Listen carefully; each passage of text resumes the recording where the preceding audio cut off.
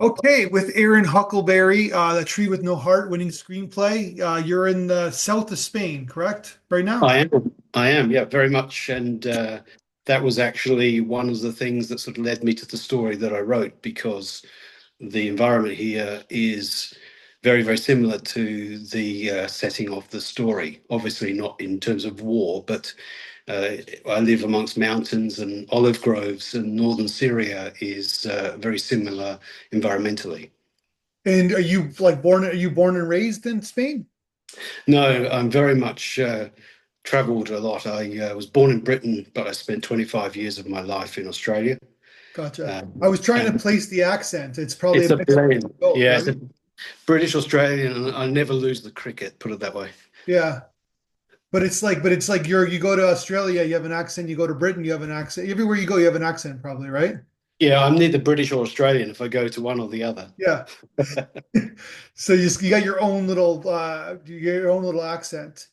So, but I want to say that people who couldn't see your reading online or like your poster is amazing. Who did your poster? I've always been into graphic arts. I'm one of those people that's been a frustrated artist all their life. I did went in a Bachelor of Arts in the mid '80s, but then had a young family and needed to earn a crust, so I went into law, and I've just finished with 30 years of law. And during that time, I've done creative writing and photography and things to keep me sane. But now, happily, I've given away the career and am focusing on my writing. There's a lot of lawyer. I talked to a lot of lawyers who turn into screenwriters. Yeah, it's one of those things that it takes you away. The profession sort of takes you away from what you want to spend your time doing, and it has good things about it. It's a great profession, and you can help a lot of people and derive a lot of satisfaction. But when your sort of inner heart is all about the arts, it's not really compatible with that. But there's also like a discipline, and you're right. Was your lawyer always writing, right? So That's right. yeah, It's one feeds into the other. There's no doubt about that. I mean, I found that when I went to law, having done the arts, that it was helpful. And now, when I go about tasks, I've got a discipline that comes from the training and the years of yeah. experience as a lawyer. Is Huckleberry? Is that your last name? It is, yeah, The people will always remember you because of that name, right? yeah. It's a beautiful name. It's not very common, and No, it um, sounds made up. Like it sounds like one of those made. well, I'm real. No, but you know what I mean, right? Like it's just like, Yeah. well, maybe you don't because it's like you lived with your whole life, but it's like if you, it's like a Mark Twain name, right? So Yeah, very much. Yeah, very much. And a beautiful piece of writing that was too. yeah. Okay, so tell me about the idea. How did you come up with this idea for the script? I always want to write something that comes from deep inside. I'm not one of those people that thinks, what does the market want or need? Yeah, And probably to my peril. But I try to write something that's authentic and current in an emotional sense. And if it has other forms of relevancy, that's great.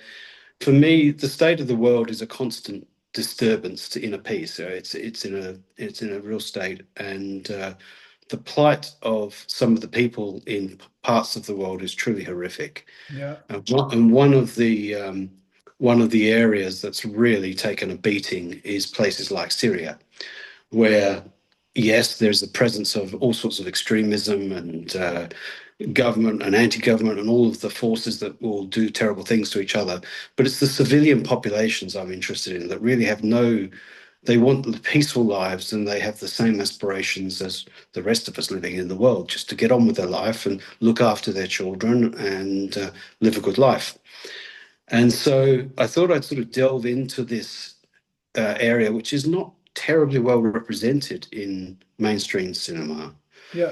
Um, and obviously, Syria continues to go through all sorts of permutations of chaos. But I wanted to sort of, at a time when the world is extremely divided, put together characters that had sort of diametrically opposed points of view, religious beliefs, um, to explore the differences, but also the things that we have in common. Yeah, And it's I was throwing together people that were, for instance, one of the extreme examples was a rape victim and their rapist.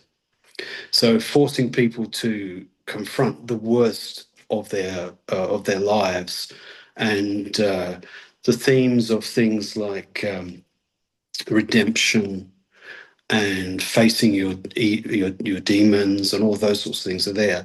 But in essence, the disturbance in the story is that a Syrian family is unwillingly takes in a injured Western aid victim, that throws the cat amongst the pigeons and brings them into all sorts of dangers with the more extreme elements of that society. yeah, But it also disturbs the um, method of living that the main character has adopted. A woman who's a single mother, because she's a rape survivor, not of extremists, just of a person in the locale, and she's dealt with her trauma by cutting herself off from the world and looking after her son, and her only priorities are um, the safety of her son and her connection with the God that she believes in. yeah, And when this inciting incident occurs, it puts that in major threat. One of I won't I'll reveal just a little bit just to give you the flavor. yeah, Obviously, that you don't want to lay out the whole thing, but essentially, the early problem is that the Western aid worker was involved in a car accident which killed the brother of the rapist, her rapist, yeah, the main character's rapist. And so there's a divergence again, oh no, a coming together convergence of those two lives, the rapist who has now lost his brother and the victim of the rape, who just wants nothing to do with the world. And one of the characters, the single mother's son, is a product of the rape. And so you've got all of these kind of elements of personal connection which involve trauma and involve repression, and this incident throws everything in the air and brings back people together, being doing their best to keep apart. And it's rich territory to sort of explore the psychologies, the emotions, the conflicts, and so I thought that that was a reasonable sort of starting base to get into those sorts of areas of conflict. And then obviously you can take it in a million different directions, but ultimately, my story was one of the horrors of war, the horrors of individual acts, yeah. but in the end, the redemption that humans are capable of, and the sort of the eternal sort of love that we're all capable of, which ultimately can triumph. So you got when I was reading your script, you got me thinking about it's like it was like a throwaway line in a TV show where they asked like what's a more better what's a better quality to have? Forgiveness or loyalty? Loyalty or forgiveness? Yeah. And we live in an era of like strong loyalties towards our idealisms, our religion, our culture, whatever like that. And we lack forgiveness in this world. Like we don't want where you know what I'm trying to say? It's like in the state it's either you're left or right in the Western world, or you're like That's so true. It's that kind of compartmentalization of people's sort of you're psyche. good or bad, right? There's no middle ground anymore. Yeah. And so I took great relish in deliberately having good people act badly and bad people act Yeah, well. because that's what we're human, right? We're human people. We're Exactly. yeah, and we're just Exactly. born into certain environments Yeah. that like it's like by a random, you know what I mean? Maybe people think from a spiritual level, but you're just randomly born into certain environments, and then it's like, okay, I'm on that side because I was born into it, right? And that was present in my mind because one of the things that you have to sort of reflect as a reality, if you think of the recent film No Other Land, Yeah, which won an Oscar but couldn't get a US distributor, yeah, then there's a reluctance to sort of embrace stories of that region told through a particular point of view. And so one of the things I was conscious of as I was writing it was including um, native language, Arabic words, showing the richness of the Arabic traditions and the peaceable nature of many of its people. And I showed atrocities against them by people that purported to act in the name of the God they believe in, but Yeah. they're godless acts. And I think that um, I was sort of, if I had sort of a noble purpose in this, it was to try and take a reader or a viewer's mind a few steps further beyond the prejudice that we are often brought to by media, by popular opinions, and to show that there's good in everyone and there's bad in everyone. And you don't have to agree with a person's point of view in order to find some way of living with them and even learning from them. Yeah. That's a very like I could call it idealistic point like kind of phrase, but it's true, but it's like getting to that in the human psyche, which has Exactly. never happened if you really think It about all history. breaks down. That's the thing. And you constantly show people trying to do these things and it all breaks down. Yeah. Because if you're too idealistic about it, people will just dismiss it as like, well, it's a lovely fantasy, but it's got no connection with reality. Yeah, exactly. And that's why I was showing someone who devoutly believed in God contemplating murder and things like that, because it shows you that tension, which is the nature of human experience. I mean, it's never one thing or the other. It's always a tension between competing considerations. Yeah.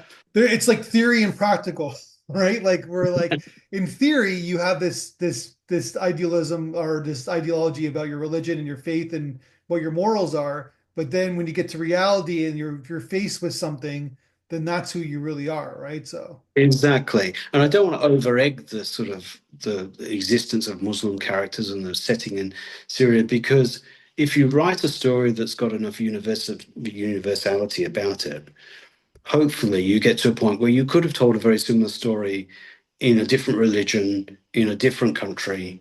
It's just that I felt, first of all, I went there because it isn't represented, because stories from that region are in at least in the mainstream Western media, yeah. quite limited.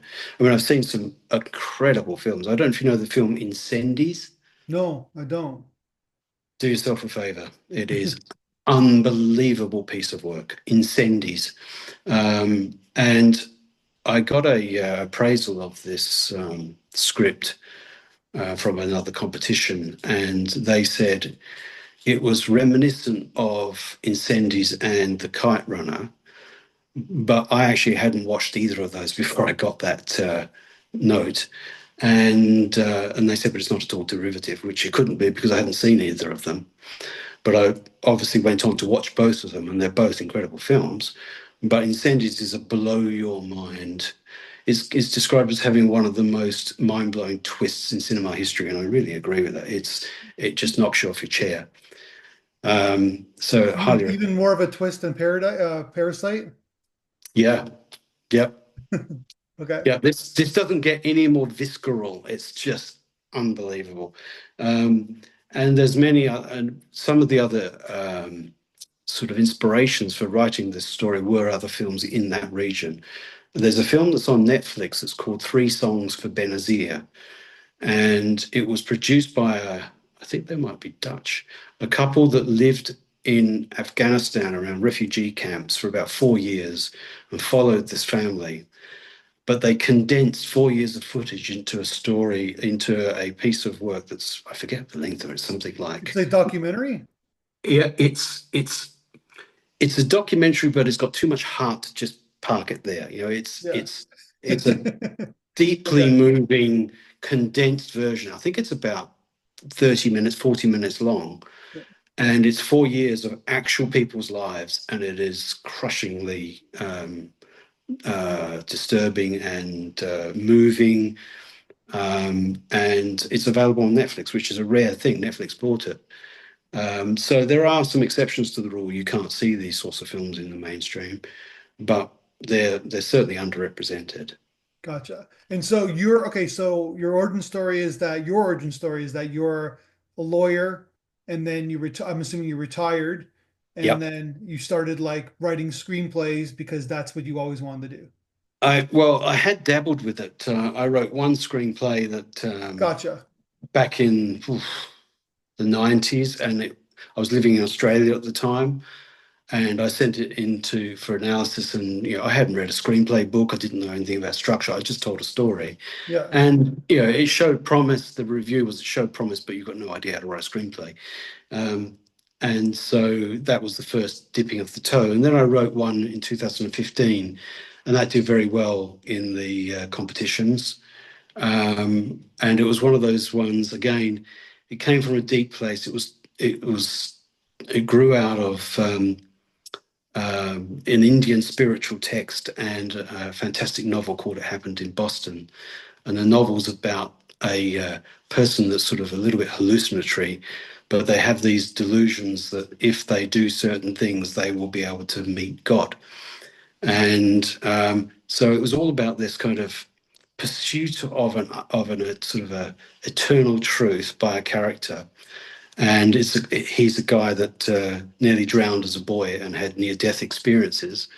And so it's a person that becomes obsessed about finding out about the afterlife. Mhm. And I finished that in 2015. I brushed it off again last year and made some edits and put it in the competitions, and it's done pretty well. But this one, I've been sort of percolating on over a period of time, and it came together quite quickly because I watched a lot of films, I read a lot of books. I deep dove into the poetry of Rumi to get the sort of some of that old-fashioned traditional Persian thought, and I just felt ready. I tried to outline for quite a while, but I sort of got to that point. I got so sick of outlining, I thought, just go on the page Yeah. now. Well, that sometimes people use that as a crutch too to not get started, right? So, You're never going to find the juice in an outline. You yep. have to get into the sound of the characters. Yeah. So then this is kind of your first official screenplay then. No, it's the second. Okay. I discount the first, and I wrote the other, Victor, and this one just this year. So um, it's two that I'll show the world, Gotcha. and hopefully a third. I haven't really got my mind straight on the third, but I want to write another. Gotcha. And you're like, so then but this is your thing now. This is your, Yeah, it's not really from the point of view of employment. no, I Uh, understand, but it's yeah, yeah, it's this is what I have other interests. I'm really into photography, old school sort of photography with big old film cameras, yeah, and I have some creative projects that I want to pursue with that. But on the page, this is what I love doing. yeah. And well, you can see that you're great design. Like I said, the poster is fantastic. Oh, I meant to tell you that was while I'm vehemently opposed to AI encroaching in cinema, I think that's an obscenity. Yeah. Uh, It's I gonna happen though. CGI is kind of AI in a sense, right? So, It is, but there's actually some competitions I've seen that have got AI films as categories. yeah, So it's like it's a skill. Like I produced the poster using AI, gotcha. and I think that's perfectly valid. I couldn't produce that in any other way. But when it comes to uh, basically supplanting living humans and all of because the stories that we tell are about the agonies of being human, and Yeah, you need it to be portrayed by living breathing people, not machines, even if the facsimile version of it is very close. It loses its soul. And yeah, I hope that enough action is taken to keep AI out of, at least to leave a generous patch where it's no machines allowed. yeah. It's a powerful force that people are putting a lot of money into, and so they want their bang for their buck. So like everything is run by economics if you look at it. So you look at the stock Exactly. market, they're Exactly. like pushing billions of dollars into it, and they want they want something back from it, right? So, but it's all about how humans react, right? It is. It is. I Yeah. mean, one of the great breakthroughs in recent times has been that there is the option to make an independent film dirt cheap. Yeah, 100%. I mean, I was really blown away by the film Tangerine, which was one of the first ones that was shot on the iPhone. Yeah, and yeah, it's on Netflix. It's got a huge following. Yeah, it's actually a pretty good film. That's a there's a Yeah, twist in that film too, right? So there is, there yeah, is. But so technology always has the sort of the pluses and the minuses. yeah. Yeah. Because that the movie like Tangerine, because I'm like in the grain of like of film people like who are young, right? Like in their early 20s, and they Mm. loved that film was like a great kind of like It's they possible. Yeah. yeah, they see that it's almost like for me it was like Reservoir Dogs and Pulp Fiction, where Yeah. like this Very. video store clerk was like became this big Hollywood director, and Yeah. and then he made something different. He kind of took all these like past films and kind of put it into his own little blender and made his film. And that was like our champion. And now it's the champions of these people doing like I said, the cell phone films and like getting distribution, blah, blah, blah. Yeah. Well, if you think about it, one of the crosses that aspiring writers bear is that decisions about what films ever are made are very much economic decisions in terms of return to the funders. And so, anything that's high risk, it's harder to sell. Yeah. Something that's a proven formula will go off the shelf, and it might not have merit, but it will be made. Yeah. But that goes so fast, right? Like people like in the 10, 15 years ago, everybody loved vampire movies, but then it got True. boring. Everybody liked comic book movies, but then it's like there's too much, right? And then it's like, Exactly. yeah. Well, hopefully, we're in the resurgence of independent cinema because that's the beating heart, I think. Yeah, I think we are. It's just it's because but everything's spread thin, right? So you're not going to get the independent film that unless it wins an Oscar, which you've seen that, like it'll get a bump, right? Yeah. But everything is good. Like instead of getting like a independent film getting 20 million people watching it, you're going to get like 1 or 2 million people, but you're still going to get an audience, right? Sure. Sure. Sure. Yeah.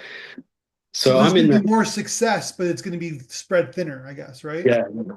I'm in that zone of writing stories that mean a lot to me Yeah. and very, very happy with responses received. And then you're in that sort of twilight zone, aren't you? Of, well, now what? I don't want to be one of those people that just is self-satisfied with written product. It would be nice to pursue it further. Yeah. It has a value as a personal project in a written product, but it's something that was always meant to be seen. Yeah. And so the strategy I'm adopting to this is to continue to develop this latest one. It's done well, but there are things that I know that need to be further developed. Gotcha. And then I haven't sought representation or agency. And my thinking is that I will get this script humming to the point where I'm very, very comfortable with it and try and write a third because the conventional wisdom I'm seeing is that agents are more responsive to people that have three in the bag. Yeah, 100%. But my suggestion to you is to do a TV pilot, right? So Really? meaning that you got a good feature, got two good features, but then you also have, you Right, know, diversity. yeah, and basically when that's sort of the trend these days too, right? Where like television production is more feasible and more like people it's more the younger generation's more interested in TV than film now. So Yeah. Is that with a view to selling a spec or to being in a writer's room? both.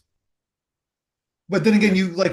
but it's more about like what you have in your bag, right? Like you just described it. So you like, I got this feature and I also got this TV pilot. Like it's here you go. But it's just showing that it's showing your diversity, right? That you can write for that medium as well. So Yeah, that's interesting. I mean, one other slant I have considered is turning one or other of the scripts, probably the latest script, into a novel yeah, and getting the IP sort of proven that way, and yeah, then going to market, say, look, I've got a novel that's doing all right, and I've written a screenplay that was well received. How about it? But writing a novel is a bloody big commitment. yeah. That's It's huge. Yeah. So um, yeah. So before we leave you, I just want to ask you one fun fact. On the blog interview, you said that the movie you watched the most times in your life is Fargo. Yeah. So that's the original Fargo, not the series, but the original Um, Fargo, Coen Original Brothers in Fargo. the 90s. I mean, it's one of those things that there are probably movies that I like more, but it's just such a gem. It's such a, Yeah. I mean, close would be No Country for Old Men, both of them Coen Oh, so you're a brothers. fan of the Coen Brothers then? Yeah, I do. I find those two movies just immaculate. But there's many other movies on the list. But yeah, that's the one that I've probably watched. It was a question of numeracy. How many have you watched the most? So that was the one that probably scooped it. A horrific comedy. I remember like my friends and we used to like after like a night of drinking, whatever, and we would come over and just like we would watch Fargo. I don't know why. We just like because it's Yeah, funny, but it's just so dark. then after Yeah, the 40-minute mark, it's like it gets really dark, right? So it's wonderful. Yeah, and then they introduce like they talk about screenplay format. It's like totally backwards, right? Because they introduced the police chief, 40 minutes into the movie. She's the main character, but they don't yeah. establish her, right? So It's so confident, and it's like yeah, one of those things that once you are in that world, you can break whatever rules you want because you've got that much talent and yeah. control over what you're doing. But yeah, epic And, film. and her character is like she's good at her job, but then she doesn't take it seriously. But then she wonders like, what the hell? Yeah, What's going on in our world, right? yeah. I mean, Frances McDormand is incredible. I mean, Yeah, as she's pregnant, right? So yeah, oh, she's yeah, amazing. Yeah, yeah, it's fantastic. It's a yeah. fantastic. I mean, she was great too in Three Billboards. Oh, I love that film. I actually saw that film on a plane going to LA, and I was like wanted to watch it right away again. It was just like a fantastic film. It's the kind of film that says, right, put everything else aside, write a screenplay. It's just so inspiring as a piece of Yeah, work. that's good. That's good to hear. Yeah, and because yeah, it's just like it's really it's another like it's funny, but it's also like it's about death and about mourning and about regret, right? So Superb, really good. because when you're like the losing your child and then like and you're kind of partly responsible, that's how do you move forward, right? So Yeah, it was a horror that was very difficult to convey, but they did it so well. yeah. So yeah, Yeah, Fargo is one of my favorites too. So it was interesting that you had that on the list. I haven't seen it in about a decade, so I should take a look and watch it again. it never disappoints. Yeah. And William H. Macy, yeah, like yeah, it's just like it's funny. It's just the fun, but it's so So dark, right? So yeah. yeah, it's Shakespearean in terms of folly and all of that. You know, 100%. Yeah, yeah. Those guys are good. Those guys make some good films. All right, man. so Well, congratulations on the success of the script. I'd love to talk to you again. I think that you're onto something, and yeah, just keep writing. Don't worry about the business side. Of course, you're gonna have to eventually, but just kind of thank you. keep writing and keep building your craft. Perfect. And can I just give one thanks to you and the team because your contest stands out in terms of this sort of support and this sort of opportunity. And I think when you're sitting in the seat that we all are, this means a lot. And it's great to have the chance to talk to someone, to have that profile, and I'm really grateful to you. Well, thank you for that. I appreciate that. So, well, like I said, well, let's talk again soon. All the best with you. Thanks.